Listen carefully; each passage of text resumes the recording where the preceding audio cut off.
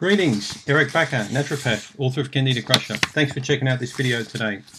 As you've probably noticed by now, I get lots and lots and lots of frequently asked questions regarding Candida yeast infections. Some relate to different foods, some relate to different antifungals or probiotics, some relate to different types of yeast infections. Here's an interesting question I got from Pauline in New Jersey, in USA. Can Candida become resistant to coconut oil? Not really. You're not going to find it really be much of a problem, coconut oil and Candida. The amazing thing with natural foods, particularly like garlic and coconut oil, is they contain many different types of ingredients, many of them. We've got different types of essential fatty acids. For example, in coconut oil, we've got caprylic acid and we've got capric acid. So one contains a few more carbons in its chain than the other. So all it basically means is when you've got complex natural substances that you take in to fight yeast infection, you're going to have a much more powerful broad spectrum effect. And the other thing I like about natural products is they vary in their potency depending on the type of product that you take. So the qualities vary as well. You can get, for example, fermented coconut products. You can get unfermented. You can get organic. You can get, commercial. So it pays to buy a high-grade product. I really don't think it makes any difference if you're going to use a fermented coconut product or unfermented. I've not found much difference in my clinic with that. If you're going to take coconut in your diet as an antifungal, here's what you do. You look at coconut cream, coconut milk, and coconut oil.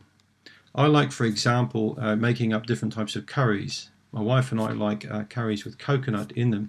So I tend to use the full coconut cream in those curries. I also like cooking with coconut oil. And also like putting a little bit of it, mixing the coconut oil in with salads as well. It gives it quite a nice taste. Coconut blends also with garlic, would you believe it? It blends with many other different kinds of fruits and vegetables and even meats. So you can use it, in cooking on quite a regular basis. It's not going to be resistant.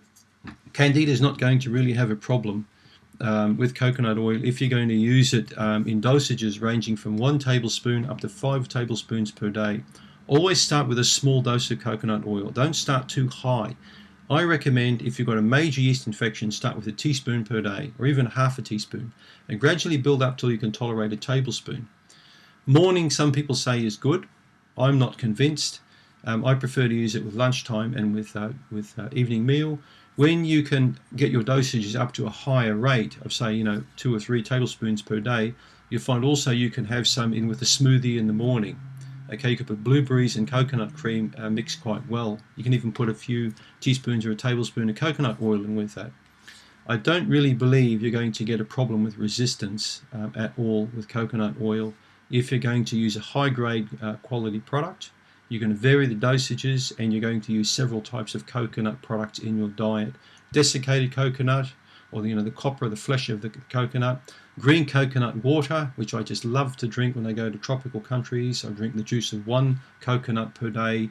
It's very, very sterile, antifungal, antibacterial. Has a great effect on cleansing the GI tract. You can't go wrong with coconut, so make sure you use it as part of your Candida Crusher killing program. Thanks for tuning into this video today.